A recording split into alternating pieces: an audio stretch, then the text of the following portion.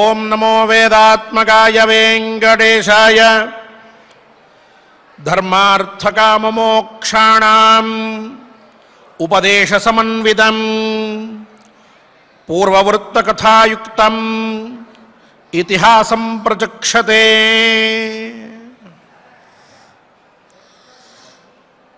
ధర్మ అర్థ కామ మోక్షములకి సంబంధించిన విషయాలని ఉపదేశిస్తూ ఉన్నటువంటిది పూర్వవృత్త కథాయుక్తం. ఇంతకు ముందర ఏం జరిగిందో దాన్ని కూడా చెప్తూ ఓ పక్క ఆ కథని తెలియజేస్తూనే అంతర్లీనంగా ధర్మం అంటే ఏమిటి, అర్థం అంటే ఏమిటి, కామం అంటే ఏమిటి, మోక్షం అంటే ఏమిటి అని ఈ 4 విషయాల్ని కూడా తెలిపేటటువంటి మహాగ్రంథాన్ని ఇతిహాసం అని చెప్పి అంటారు. అటువంటి గ్రంథమే ఇతిహాసం అని చెప్పి చెప్పబడుతూ ఉన్నది అని ఇతిహాస లక్షణం చెప్పారు. అలాగే జయోనామ ఇతిహాసోయం అని చెప్పి ఈ మహాభారతానికి ఇతిహాసం అని పేరు, జయ అనేటటువంటిది కూడా పేరు.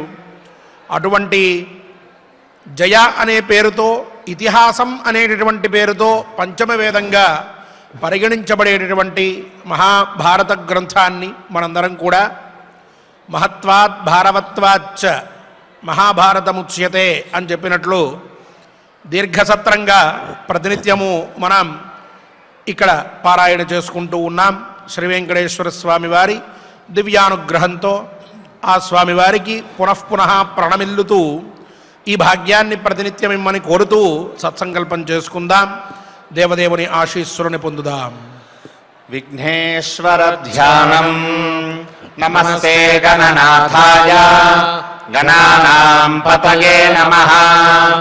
భక్తి ప్రియాయ దేవేశ భక్తేభ్యః సుఖదాయక. శ్రీనివాస ధ్యానం అనంత వేద సంవేద్యం నిర్దోషం గుణసాగరం అతీంద్రియం నిత్యముక్తం శ్రీనివాసం భజే నిశం. శ్రీకృష్ణ ధ్యానం వందే నవఘనశ్యామం పీతకౌశేయవాససం స్వానందం సుందరం శుద్ధం శ్రీకృష్ణం ప్రకృతేః పరం. వ్యాస ధ్యానం వేదవ్యాసం స్వాత్మరూపం సత్యసంధం పరాజనం శాంతం జితేంద్రియక్రోధం సశిష్యం ప్రణమామ్యహం. అథ సంకల్పః శ్రీమదాదివరాహ క్షేత్రే విరాజమానస్య జగద్రక్షణార్థమవతీర్ణస్య శ్రీమదఖిలాండకోటి బ్రహ్మాండనాయకస్య శ్రీ వెంకటేశ్వర స్వామినః పరిపూర్ణానుగ్రహేణ సర్వేషాం భక్తజనానాం ఆదివ్యాధి నివృత్తి ద్వారా ఆయురారోగ్యైశ్వర్యాభివృద్ధ్యర్థం సర్వారిష్ట నివృత్తి ద్వారా సకల శ్రేయోభివృద్ధ్యర్థం ధర్మార్థకామమోక్షాఖ్య చతుర్విధ పురుషార్థ సిద్ధ్యర్థం సమస్త పాపక్షయార్థం శ్రీ పరమేశ్వర ప్రీత్యర్థం శ్రీమన్మహాభారతే వనపర్వణి యథాశక్తి త్రయస్త్రింశాధ్యాయాంతర్గత శ్లోకపారాయణం ఆచార్యముఖేన హరిష్యామహే. శ్రీకృష్ణ పరబ్రహ్మణే నమః. ఓం నమో వేదాత్మకాయ వెంకటేశాయ నారాయణం నమస్కృత్య నరం చైవ నరోత్తమం దేవీం సరస్వతీం వ్యాసం తతో జయముదీరయేత్. స్వధర్మం ప్రతిపద్యస్వ జహి శత్రూన్ సమాగతాన్ ధార్తరాష్ట్రవనం పార్థ మయా పార్థేన నాశయా. నిన్నటి రోజున అన్నగారు క్షత్రియుడికి భిక్షాచరణ నిషిద్ధం, యాచక వృత్తి మనకి పనికిరాదు, మనం చక్కటి పౌరుషంతో శత్రువుని జయించాలి, మీరేమో ఈ అరణ్యంలో కూర్చుని ఇలా భిక్షాచరణ చేసేటటువంటి స్థలం ఏదైతే ఉన్నదో అక్కడ ఉండి మీరు ధర్మాన్ని గురించి ఆలోచిస్తూ ఉన్నారు, ఇది పనికిరాదు అని చెప్పాడు భీమసేనుడు. ఈరోజు ఇక అన్నగారికి ఒక హామీ ఇస్తూ ఉన్నట్లుగా, అన్నగారిని సాక్షాత్తుగా యుద్ధంలో ప్రవర్తింపజేస్తూ ఉన్నట్లుగా మాట్లాడుతూ స్వధర్మం ప్రతిపద్యస్వ. క్రోధంగా ఉన్నాడు కాబట్టి ఆ మాటలు కూడా చాలా గంభీరంగా వస్తున్నాయి అని అనుకున్నాం కాబట్టి ఆ పదం కూడా అంతే గంభీరంగా చెప్తూ వస్తూ ఉన్నాడు. దీన్ని బట్టే భీమసేనుల వారి ఉగ్రం ఏ విధంగా ఉన్నదో మనకి తెలిసిపోతూ ఉన్నది. స్వధర్మం ప్రతిపద్యస్వ, అన్నయ్య మీరు మీ ధర్మాన్ని ఆచరించాలి, మీ ధర్మాన్ని మీరు పొందండి, అంతే తప్ప వేరొక ధర్మాన్ని దేన్నో నెత్తి మీద వేసుకుని ఇదియే ధర్మము అని చెప్పి ఈ జీవనం కొనసాగించడం అది యుక్తమైనటువంటిది కాదు. పైగా జహిశత్రూన్ సమాగతాన్ అంటున్నాడు. అంటే ఎవరైతే నీ మీదకి శత్రువులు వస్తూ ఉంటారో అటువంటి వారందరినీ కూడా జహి సంహరించేసై, నీకేం భయం లేదు, ఇది నీ ధర్మం. ఒకవేళ ఇప్పటికిప్పుడు నువ్వు యుద్ధానికి బయలుదేరి వెళ్తే వారందరినీ కూడా నువ్వు యుద్ధంలో ధర్మమైనటువంటి రీతిన అందరినీ సంహరించి మళ్ళీ పట్టాభిషిక్తుడివి అవ్వు. స్వర్ణమయమైనటువంటి సింహాసనం, అత్యంత మనోహరమైనటువంటి సభా ప్రదేశం, ఆ మధ్యమున శరీరానికి ఎంతో సుఖాన్ని కలిగించేటటువంటి గంధాది ద్రవ్యముల లేపనం, చక్కటి ఆహ్లాదాన్ని కలగజేసేటటువంటి పట్టు వస్త్ర ధారణం, ఆ పైన అక్కడ ఉండేటటువంటి రాజోపచార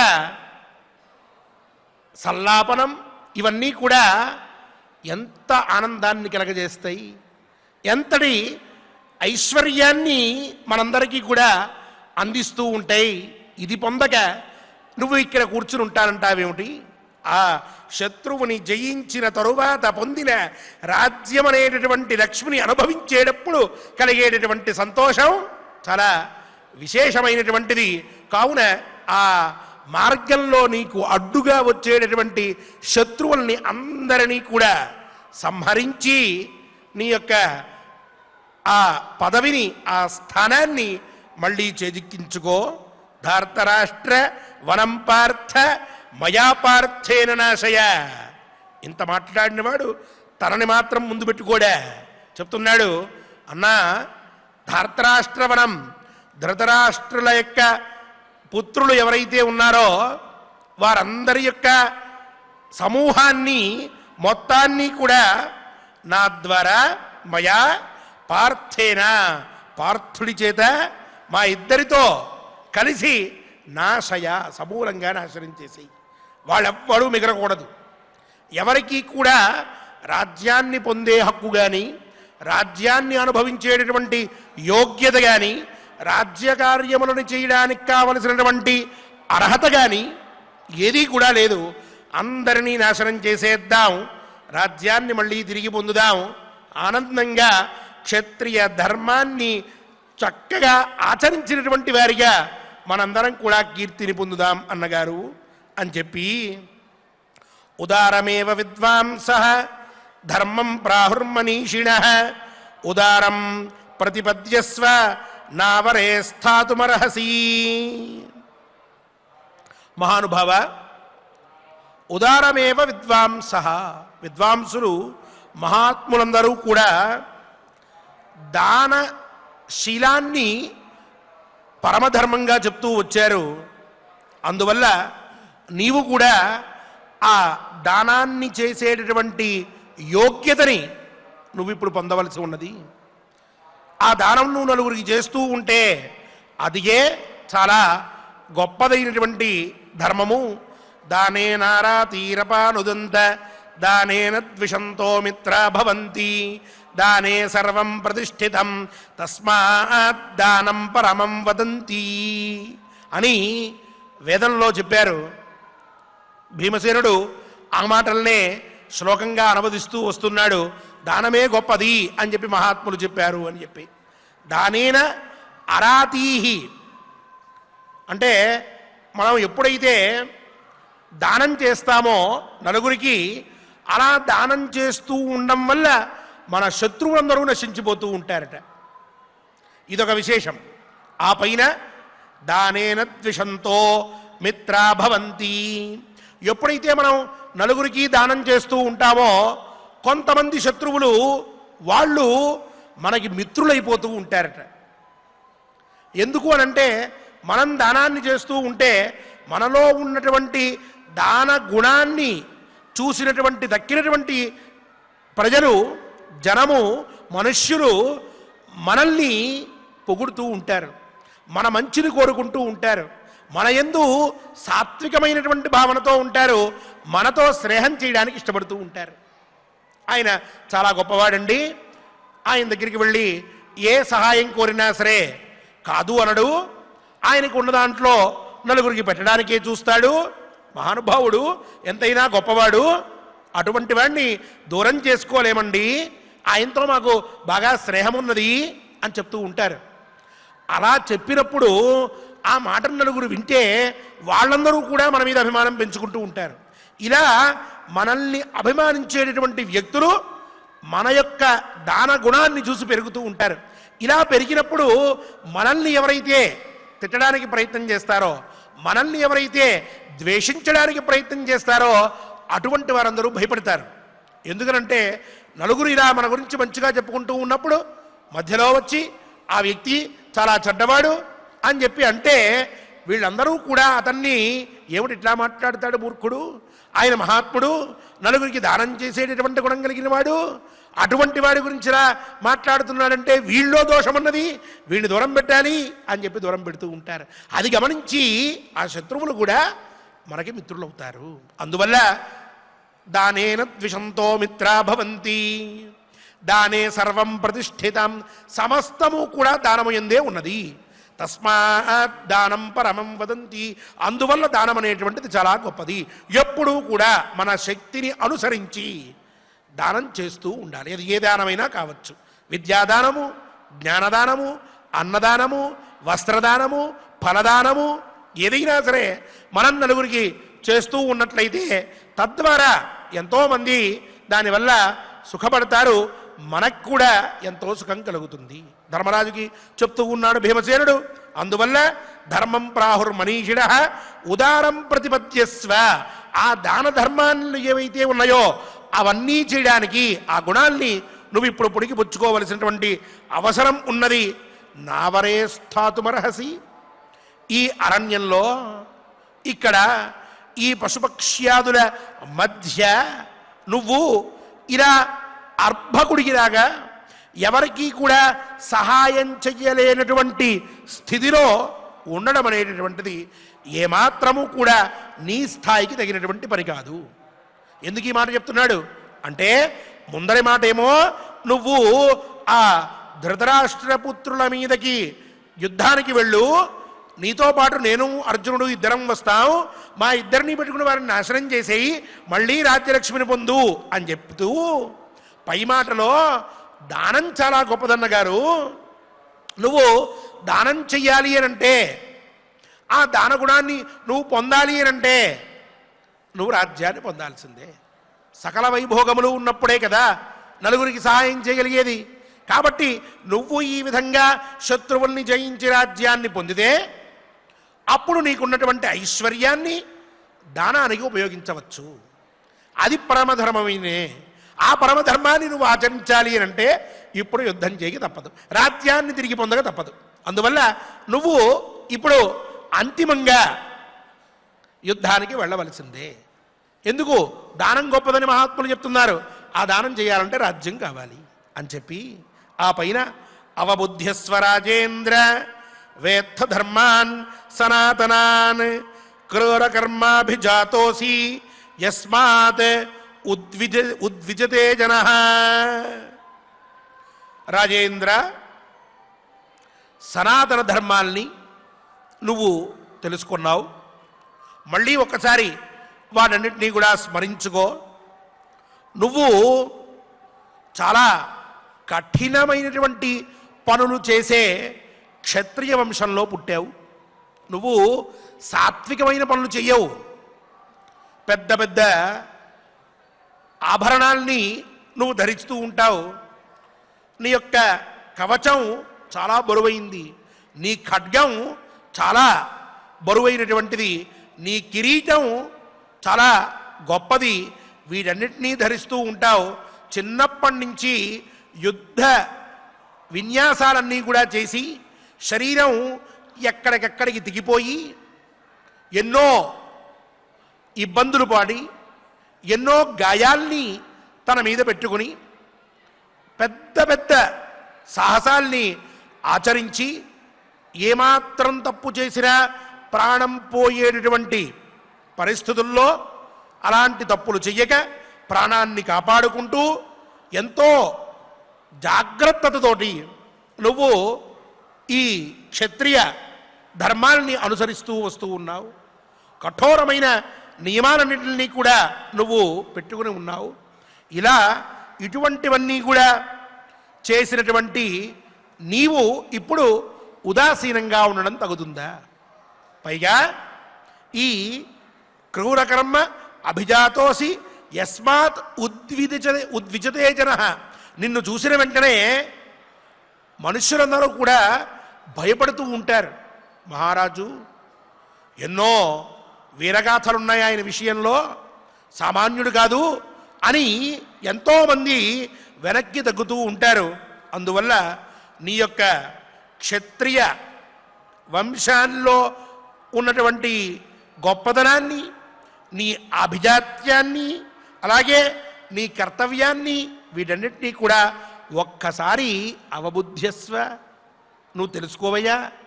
తెలుసుకుని దాని ప్రకారం నడుచుకో, అదే నీకు యుక్తమైనటువంటిది అని చెప్పి ప్రజాపాలన సంభూతం ఫలం తవ నగరహితం ఏషతే విహితో రాజన్ ధాత్ర ధర్మ సనాతనః. ఇక ఇంకొక గొప్ప మాట చెప్తూ ఉన్నాడు. అన్నగారు, ఇక్కడ ఉన్నట్లయితే ప్రతిజ్ఞాపాలనం చేసిన వాడు అవుతావు, సరియే. అదే నీవు ఒకవేళ ఆ ధృతరాష్ట్రాదులందరినీ కూడా కష్టపెట్టి దుర్యోధనాదులందరినీ కూడా ఓడించి మళ్ళీ రాజ్యాన్ని పొందావే అనుకో, వాళ్ళందరినీ యుద్ధంలో నాశనం చేయడమో ఓడించడమో ఏదైనా చేసి రాజ్యాన్ని తీసుకున్న తర్వాత నీకేం జరుగుతుంది? ప్రజాపాలనం అనేటటువంటి బాధ్యత వస్తుంది. ఇక ఈ ప్రజాపాలనం అనేటటువంటి ధర్మం ఏదైతే ఉన్నదో ఇది సామాన్యమైనటువంటి ధర్మమా? ప్రజాపాలన సంభూతం ఫలం తవ నగరహితం. నువ్వు ఎప్పుడైతే ప్రజలందరినీ కన్నబిడ్డల వలె పరిపాలిస్తూ ఉంటావో, ధర్మయుక్తంగా నువ్వు రాజ్య పరిపాలన చేస్తావో, ఆ ఫలం ఏదైతే వస్తుందో అలా చేయడం వల్ల అది నీకు తగనటువంటిది కాదు, నీకు చాలా ముఖ్యమైనటువంటిది. పైగా ఏషతే విహితో రాజన్ ధాత్ర ధర్మ సనాతనః. సాక్షాత్తుగా ఈశ్వరుడి చేత నీకు విహితమైనటువంటి కర్మ అది. కావున నీవు ఇప్పుడు నేను యుద్ధం చేసి అందరినీ ఓడించి చివరికి నేను పొందేది ఏమిటి? నాకేం లాభము? ఉన్నటువంటి వారందరినీ దూరం చేసుకోవడమే కదా. ఆత్మీయులైనటువంటి కులగురువుల దగ్గర నేను అవమానం పడాల్సిందే కదా, లేక ధృతరాష్ట్రుల వారి దగ్గర నేను భంగపడవలసి వస్తుంది కదా, వీళ్ళందరినీ ఓడించి మళ్ళీ రాజ్యాన్ని పొందిన అవమానమే కదా, వాళ్ళందరూ నా యందు చాలా నీచమైన భావంతో ప్రవర్తిస్తారేమో కదా, ఇలాంటి ఆలోచనలన్నీ పక్కన పెట్టేసాయి. ఇవి ఏవైనా ఉండవచ్చుగాక, ఇవి జరగవచ్చుగాక, కానీ నువ్వు రాజ్యాన్ని పొందిన తరువాత నువ్వు మహారాజుగా కూర్చుని ప్రజలందరినీ కూడా చక్కగా పరిపాలిస్తూ ఉంటే ఎవరికి వారు వారి వారి ధర్మాల్ని, ఆశ్రమ ధర్మాల్ని, గుణధర్మాల్ని, నైమిత్తిక ధర్మాల్ని, అలాగే అవస్థా ధర్మాలని, వీటిని వేటిని కూడా విడిచిపెట్టకుండా ఉండేట్టుగా నువ్వు ప్రజాపాలన చేస్తూ ఉంటే దానివల్ల వచ్చేటటువంటి ఫలితం అది అనంతమైనటువంటిది, చాలా గొప్పదైన ఫలితం. అది సాక్షాత్తుగా ఈశ్వరుడు నీకు అప్పగించినటువంటి పని, క్షత్రియుడిగా పుట్టినందుకు నువ్వు చేయవలసినటువంటి పని. ఆ ఫలితాన్ని నువ్వు ఒకవేళ కోరుకున్నట్లయితే దాని ముందు ఇవన్నీ కూడా దిగదుడిపే, ఇవన్నీ చిన్న మాటలే అయిపోతాయి. ఆ ధర్మాన్ని నువ్వు గుర్తెరుగు, అది పెద్ద ధర్మం అని. తస్మాత్ అపచితః పార్థ లోకే హాస్యం గమిష్యసి స్వధర్మాద్ధి మనుష్యాణం చలనం న ప్రశస్యతే. మహానుభావ అన్నగారు, ఇప్పుడు ఈ ధర్మం నుంచి ఒకవేళ నువ్వు తప్పుకుంటే, అంటే ప్రజాపాలన చేయడం అనేటువంటి ధర్మం నుండి, అప్పుడు లోకే హాస్యం గమిష్యసి, లోకంలో నువ్వు నవ్వుల పాలైపోతూ ఉంటావు. అందరూ నిన్ను చూసి నవ్వుతూ ఉంటారు, ఎవరు కూడా నిన్ను గౌరవించరు. ఎందుకు అంటే ధర్మరాజు తన ధర్మమేదో గుర్తెరగకుండా అరణ్యంలో కూర్చున్నాడయ్యా, ఇంతకంటే వెర్రిబాగులు వాడు ఎవడన్నా ఉంటాడా అంటూ ఉంటారు. నీకు ప్రధానమైన ధర్మం ఇది కావున ఈ ధర్మాన్ని నువ్వు గుర్తెరిగి ఆ ధర్మాన్ని ఆచరించే ప్రయత్నం చేయి. ఇక స్వధర్మాధ్య మనుష్యాణం చలనన్న ప్రశస్యతే. ఏ మనిషికైనా సరే తన స్వధర్మం ఏదైతే ఉన్నదో దాని నుంచి పక్కకు తప్పుకోవడం అనేది ప్రశంసించదగినటువంటి పని కాదు. ఒక అధ్యాపకుడు ఉన్నాడు అనుకోండి, అతని పని ఏమిటి, అతని ధర్మం ఏమిటి అని విచారిస్తే అతను చక్కగా పిల్లలకి పాఠాలు చెప్పాలి. ఒక ఉద్యోగి ఉన్నాడు అని అంటే ఆ ఉద్యోగి పని ఏమిటి అన్నప్పుడు సంస్థ అభివృద్ధి అవ్వడం కోసమని తను ఏం పని చెయ్యాలని చెప్పారో దాన్ని ఆచరిస్తూ ఉండడము. ఒక తండ్రి ఉన్నాడు అనంటే ఆయన ధర్మం తన పిల్లల్ని సంరక్షిస్తూ ఉండడము. ఒక పిల్లవాడు ఉన్నాడు, అతని ధర్మం ఏమిటి అనంటే తల్లిదండ్రులు చెప్పినటువంటి మాట వినడము. ఇవియే అందరికీ కూడా స్వధర్మములు. ఆ ధర్మాల్ని విడిచిపెట్టి వేరొక విధంగా ప్రవర్తిద్దాం అని అనుకుంటే వాళ్ళు ఎంత గొప్ప పని చేసినా అది రాణించదు, దాన్ని లోకం ఒప్పుకోదు. అందువల్ల నీవు నీ ధర్మాన్ని ఆచరిస్తే నలుగురు దగ్గర నవ్వులు పాలు కాకుండా మహాద్భుతమైనటువంటి కీర్తిని పొందుతావు అని చెప్పి సక్షాత్రం హృదయం కృత్వా త్యక్త్వేదం శిథిలం మనః వీర్యమాస్థాయ కౌరవ్య ధురముద్వహ ధుర్యవత్. మహానుభావ, హృదయాన్ని మొత్తాన్ని కూడా శిథిలం చేసేసుకుంటూ ఉన్నావు నువ్వు ఇప్పుడు. కానీ క్షత్రియ ఉచితమైన ఉత్సాహం ఏదైతే ఉన్నదో, ఒక రాజుకి మళ్ళీ తన రాజ్యం పొందడానికి యుద్ధానికి వెళ్ళేటప్పుడు ఏ ఉత్సాహం ఉండాలో అటువంటి ఉత్సాహాన్ని నీ హృదయంలో నింపుకుని త్యక్త్వేదం శిథిలం మనః, శిథిలమైనటువంటి మనస్సును విడిచిపెట్టు.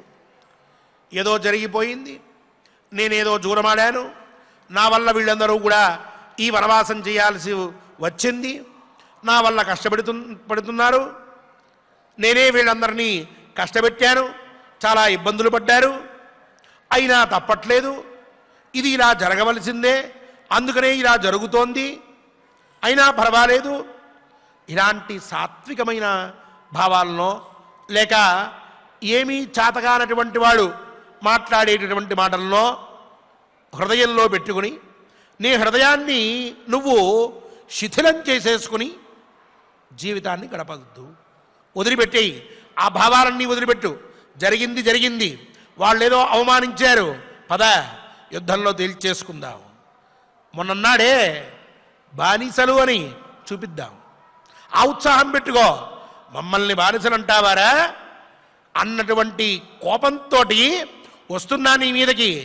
చూడు, నన్ను ఎదుర్కో, నా తమ్ముళ్ళతో కలిసి వస్తున్నా, ఎలా జయిస్తావో చూస్తాను అనే భావాన్ని పెట్టుకుని నువ్వు ఒకవేళ ఇప్పుడు ప్రవర్తించినట్లయితే మన పని చాలా గొప్పగా జరుగుతుంది. అటువంటి భావాన్ని పెట్టుకుని ఉండాలి. పైగా వీర్యమాస్థాయ గౌరవ్య, పరాక్రమాన్ని మొత్తాన్ని కూడా ఆశ్రయించు. నీకు ఎటువంటి పరాక్రమం ఉన్నది? ఇప్పటికి ఎన్ని యుద్ధాలు చేసావు అదొక్కసారి గుర్తు తెచ్చుకో. వెళ్తోంది దుర్యోధనుడి మీదక, లేక అక్కడ ఉన్నటువంటి భీష్ముల వారి మీదక, లేక ఇంకొకరి మీదక, ఇటువంటి ఆలోచనలు పెట్టుకోవద్దు. పరాక్రమాన్ని మాత్రమే గుర్తుపెట్టుకో. పెట్టుకుని ధురముద్వహ ధుర్యవత్, ధురంధరుడివై పురుషుల్లాగా యుద్ధ భారాన్ని మొత్తాన్ని నీ మీద వేసుకో. నువ్వు ముందర ఉండు చాలు, యుద్ధ భారాన్ని నువ్వు మోస్తూ ఉండు. వెనకాల మేము చేయవలసిన పనులన్నీ చేసుకుంటూ వచ్చేస్తాం. అందరి లెక్కలు తేల్చేస్తాం. అందరినీ కూడా మేము మట్టు పెట్టేస్తాం. రాజ్యాన్ని మళ్ళీ చేజిక్కించేసుకుంటాం. నీకేం భయం లేదు. నువ్వు మటుకు ధైర్యంగా ఉండు, వీర్యంతో నువ్వు యుద్ధంలో ప్రవర్తించు అని అన్నగారిని పూర్తిగా యుద్ధానికి సన్నద్ధుణ్ణి చేస్తూ, ఆ పైన నహి కేవల ధర్మాత్మ పృథివీంచాతు కశ్చన పార్థివో వ్యజయద్రాజన్ నభూతిం న పునఃశ్రియం. మహానుభావ, ఇక నీకు ఏదో ధర్మలోపం జరుగుతోంది అనేటటువంటి భావన ఉన్నప్పటికీ, లేక ఈ క్షత్రియ ధర్మం కంటే నేను అనుకున్న ధర్మమే గొప్పది అని నువ్వు అనుకున్నా, ఎలాగైనా సరే ఒక్కడి గుర్తుపెట్టుకో, ధర్మాత్ముడైనటువంటి రాజు ఇంతవరకు ఈ భూమిని జయించినటువంటి వాడు ఒక్కడు కూడా లేడు. ఎవడూ కూడా కేవలం ధర్మంతోనే నేను ఈ భూమిని మొత్తాన్ని కూడా జయించాలి అని అనుకోలేదు. ఎవరూ జయించలేదు కూడా. అలాగే నభూతిం న పునఃశ్రియం, ఎవరూ కూడా ఐశ్వర్యాన్ని కానీ రాజ్యాన్ని కానీ కోల్పోయినటువంటి దాన్ని మళ్ళీ పొందలేదు. కావున ఈ అజ్ఞాతవాసమో అరణ్యవాసమో ఇది ఒక పరమధర్మమని నువ్వు అనుకున్నా, ఈ ధర్మం వల్ల మళ్ళీ నువ్వు రాజ్యాన్ని పొందలేవు. నువ్వు 12 ఏళ్ళు ఈ అరణ్యంలో ఉండు, ఓ సంవత్సరం అజ్ఞాతవాసం చేయి, ఆ తర్వాత నువ్వు మళ్ళీ రాజ్యాన్ని పొందగలవా? అది జరగదు. నువ్వేమనుకుంటున్నావు? నేను ఇలాగే ఉండి యుద్ధం చెయ్యక ధర్మయుక్తుండై మళ్ళీ నా రాజ్యాన్ని నేను పొందుతాను అని అనుకుంటున్నావు. అది జరగదు. అది అయ్యే పని కాదు. ఎవడూ ఇంతవరకు అలా పొందలేదు. కావున నువ్విప్పుడు కొంత క్షత్రియ ధర్మాన్ని ఆశ్రయించి రాజ్యాన్ని తిరిగి పొందవలసిందే అని చెప్పి, జిహ్వాన్ దత్వా బహూనాం హి క్షుద్రాణాం లుబ్ధచేతసాం నిగృత్య లభతే రాజ్యం ఆహారమివ శల్యకః. మహానుభావ, ఒక వేటగాడు కొన్ని పశువుల్లో పక్షుల్లో చంపుదామనుకుంటున్నప్పుడు, విశిష్య కొన్ని జీవుల్ని చంపాల్సి వచ్చినప్పుడు మొట్టమొదటిగా అవి దేన్ని ఆశపడతాయో వాటిని చూపిస్తూ ఉంటాడు. వాటిని ఎరగా వేస్తూ ఉంటాడు. ఓ మాంసం ముద్దనో ఇంకొక దాన్నో వాటికి ఎరవేసి అవి వచ్చి వాటిని తింటూ ఉన్న సమయంలో వాటిని పట్టి తర్వాత చంపి తన యొక్క పనిని పూర్తి చేసుకుంటాడు. వాడక్కడ కూటనీతిని కొంతదాన్ని ఆశ్రయించాడు. అలాగే నువ్వు కూడా శత్రువుల పట్ల కూటనీతి ప్రయోగించి రాజ్యాన్ని పొందాల్సి ఉన్నది. ప్రతి రాజు కూడా నిగృత్య లభతే రాజ్యం ఆహారమివ శల్యకః. ఎలా అయితే ఆ వేటగాడు ఆహారాన్ని పొందుతున్నాడో రాజు కూడా కూటనీతిని ప్రయోగించి మాత్రమే రాజ్యాన్ని పొందగలడు శత్రువు విషయంలో. కావున ఇది దోషం కాదు, ఇది ఎక్కడా కూడా అధర్మం అని చెప్పి చెప్పబడలేదు అని చెప్పి భ్రాతరః పూర్వజాతాశ్చ సుసమృద్ధాశ్చ సర్వశః నిగృత్య నిర్జితా దేవైః అసురాః పార్థివర్షభ ఏవం బలవతః సర్వం ఇది బుద్ధ్వా మహీపతే జహి శత్రూన్ మహాబాహో పరాం నిగృతిమా స్థితః. మహానుభావ,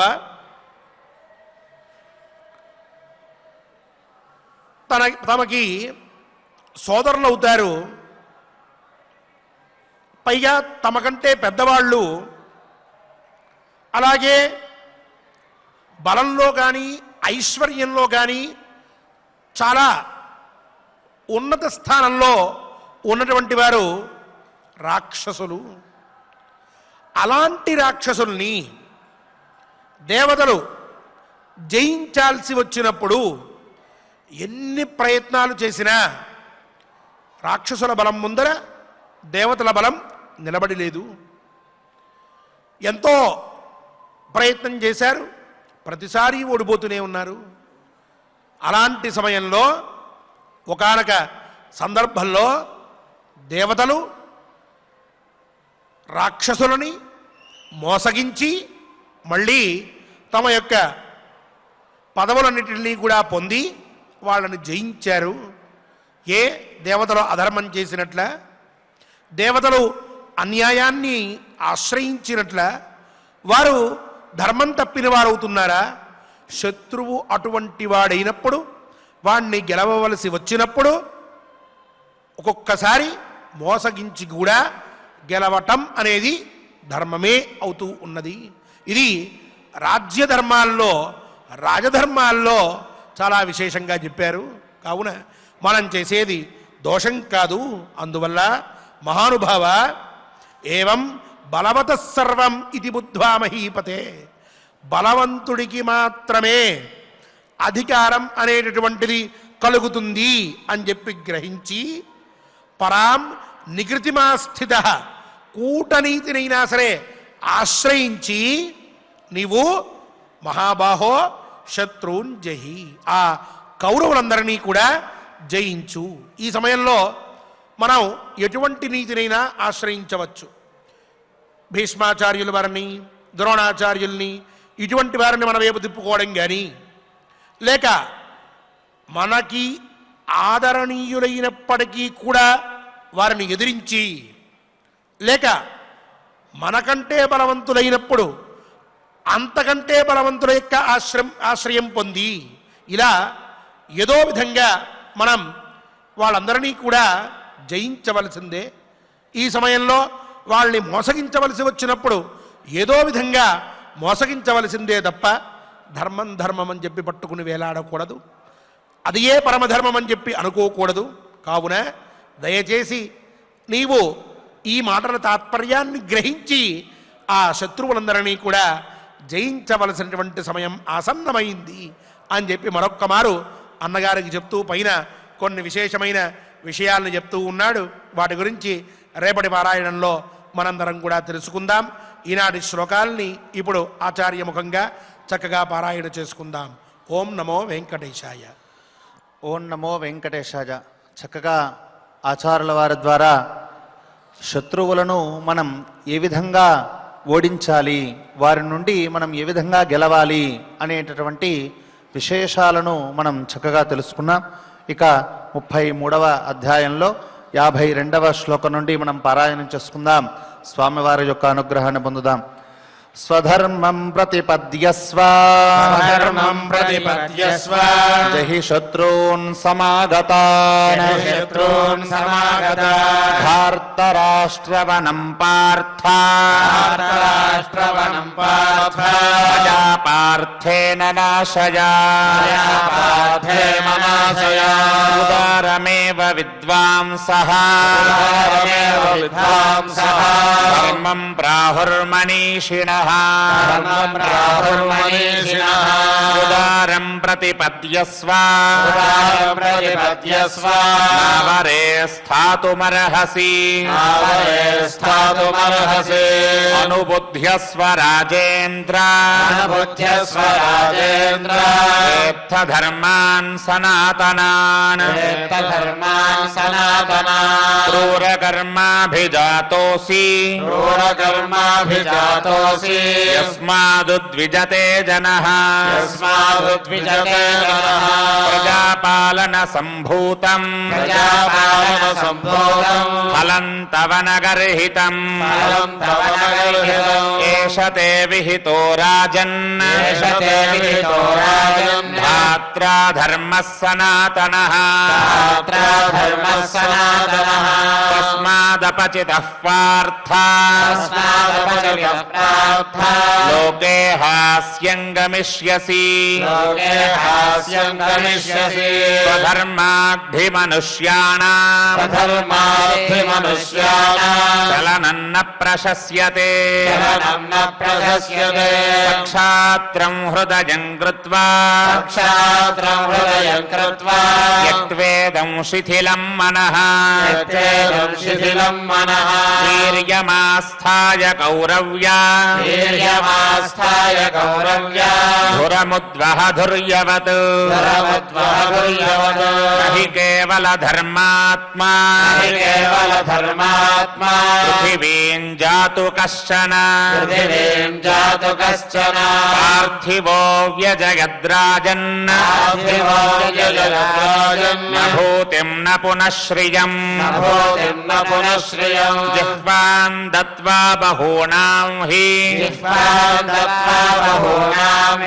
శూద్రాణాం లుబ్ధచేతసాం నివృత్త్యా లభతే రాజ్యం ఆహారమివ శల్యకః భ్రాతరః పూర్వజాతాశ్చ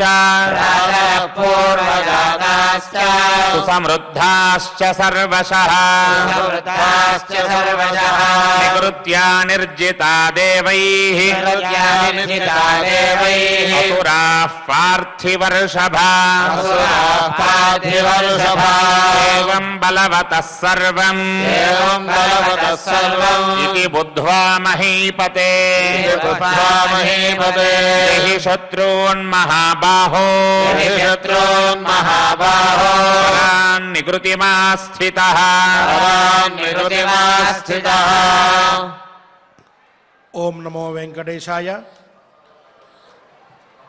గోవిందనామ సంకీర్తనం ప్రతినిత్యము కూడా మనందరికీ ఎంతో పుణ్యప్రదం. ఎంతో గొప్పగా మనందరం కూడా చక్కగా గోవిందనామ సంకీర్తనం చేసుకుంటూ ఉన్నాం. ఈనాడు కూడా అన్నమాచార్య ప్రాజెక్టు కళాకారులందరూ కూడా గోవిందనామ సంకీర్తనం చేయడానికి ఉత్సాహంతో ఉన్నారు. వారితో కలిసి గోవిందనామ సంకీర్తనం చేసి ఆ దేవదేవుని ఆశీస్సులను పొందుదాం. వెంకటరమణ గోవింద సంకటహరణ గోవింద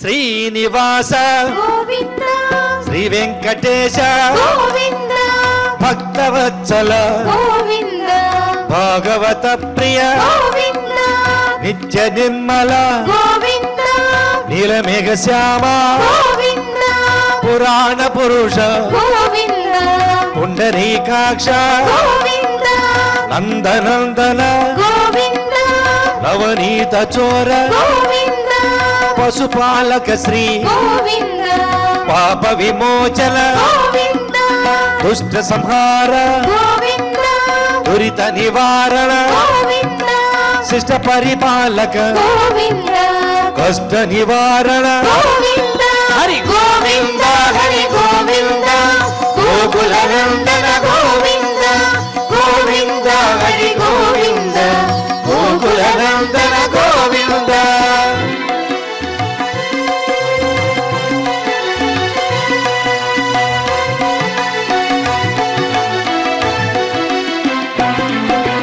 వజ్రమకుటధర గోవింద వరాహమూర్తి గోవింద గోపీ జనలోల గోవింద గోవర్ధనవతార గోవింద దశరథనందన గోవింద దశముఖమర్దన గోవింద పక్షివాహన గోవింద పాండవ ప్రియ గోవింద మత్స్యకూర్మ గోవింద మధుసూదన హరి గోవింద వరాహ నరసింహ గోవింద వామన భృగురామ గోవింద బలరామానుజ గోవింద బౌద్ధ కల్కిధర గోవింద వేణుగాన ప్రియ గోవింద వెంకటరమణ గోవింద హరి గోవింద హరి గోవింద గోకుల నందన గోవింద గోవింద హరి గోవింద గోకుల నందన గోవింద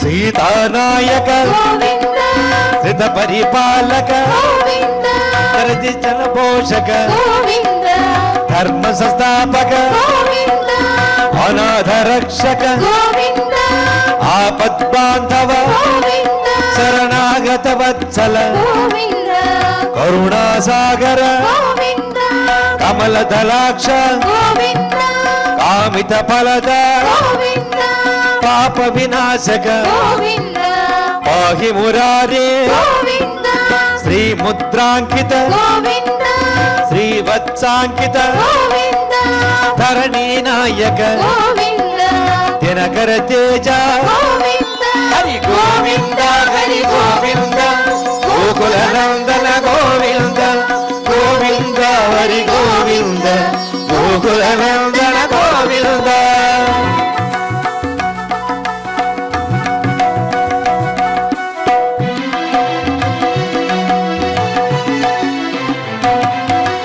పద్మావతి ప్రియ గోవింద ప్రసన్నమూర్తి గోవింద అభయహస్త గోవింద అక్షయ వరద గోవింద శంఖ చక్రధర గోవింద శాంగ గదాధర గోవింద విరజాతిరస్త గోవింద విరోధి మర్దన గోవింద సాల గ్రామధర గోవింద సహస్రనామ గోవింద లక్ష్మీ వల్లభ గోవింద లక్ష్మణాగ్రజ గోవింద కస్తూరి తిలక గోవింద కాంచనాంబరధర గోవింద గరుడ వాహన గోవింద గజరాజ రక్షక గోవింద హరి గోవింద హరి గోవింద గోకుల నందన గోవింద గోవింద హరి గోవింద గోకుల నందన గోవింద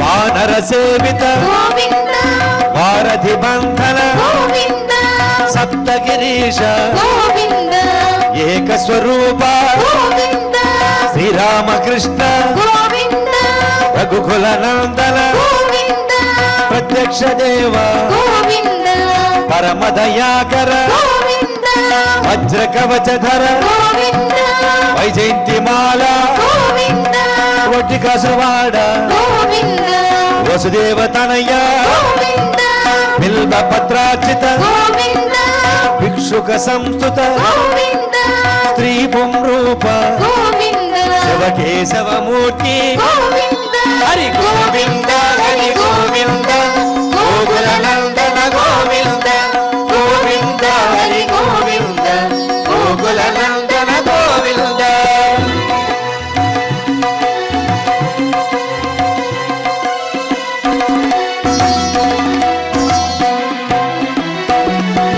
బ్రహ్మాండ రూప గోవింద భక్త రక్షక గోవింద నిత్య కళ్యాణ గోవింద నీరజనాభ గోవింద అధిరామ ప్రియ గోవింద హరి సర్వోత్తమ గోవింద జనార్దన మూర్తి గోవింద జగసాక్షి రూప గోవింద అభిషేక ప్రియ గోవింద ఆప నివారణ గోవింద రత్న కిరీట గోవింద రామానుజనుత గోవింద స్వయం ప్రకాశ గోవింద ఆశ్రిత పక్ష గోవింద నిత్య శుభప్రద గోవింద నిఖిల లోకేశ గోవింద హరి గోవింద హరి గోవింద గోకుల నందన గోవింద గోవింద హరి గోవింద గోకుల నందన గోవింద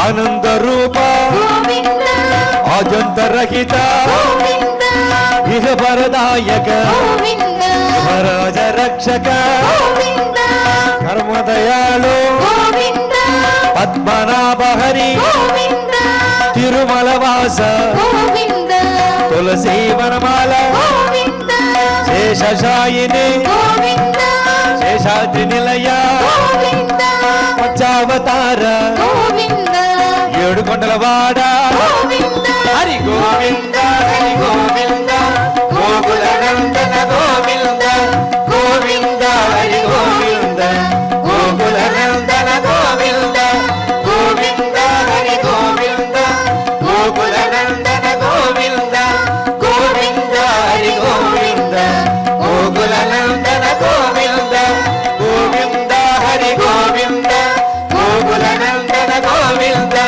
గోవింద హరి గోవింద గోకుల నందన గోవింద గోవింద హరి గోవింద గోకుల నందన గోవింద గోవింద హరి గోవింద గోకుల నందన గోవింద గోకుల నందన గోవింద గోకుల నందన గోవింద గోకుల నందన గోవింద ఏడు కొండల వాడ వెంకటరమణ గోవింద గోవింద గోవింద ఓం నమో వెంకటేశాయ. క్షమా ప్రార్థనాదులతో స్వామివారిని ప్రార్థించి పారాయణాన్ని చక్కగా పూర్తి చేసుకుందాం. దేవదేవుని ఆశీస్సులని పొందుదాం. అథ క్షమా ప్రార్థనా యదక్షరపదభ్రష్టం మాత్రాహీనం చ యద్భవేత్ తత్సర్వం క్షమ్యతాం దేవ నారాయణ నమోస్తుతే.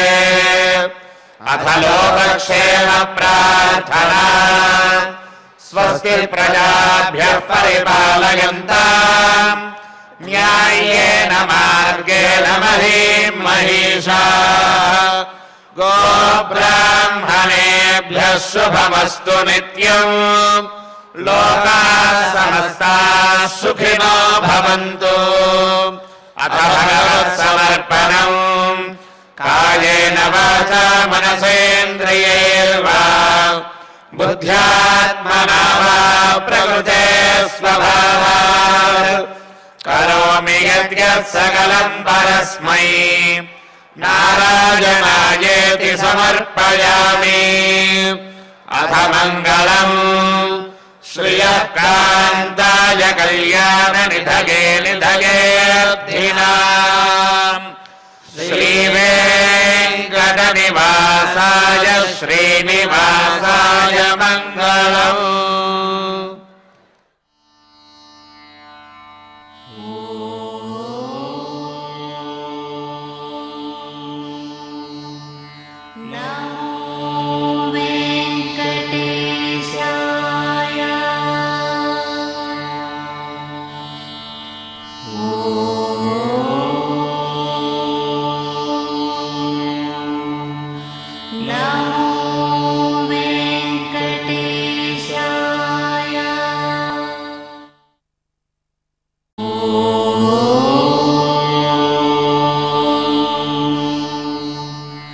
No.